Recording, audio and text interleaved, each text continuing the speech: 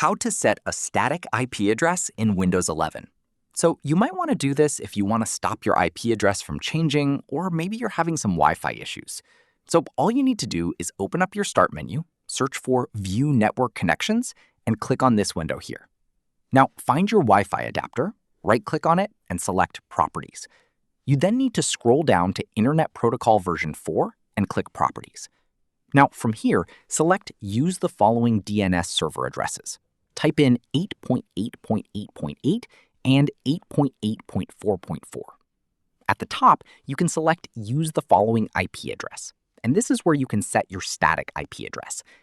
Now, if you're not sure which numbers to enter here, just open up your Start menu, search for CMD, and then right-click on Command Prompt and run it as administrator.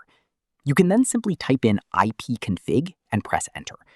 Now, for the IPv4 address, this is what we're going to use as our IP address. So you can just type those numbers into the IP address section like this. You'll also need to do the same for the subnet mask and the default gateway as well. So you can simply copy these numbers over to this window.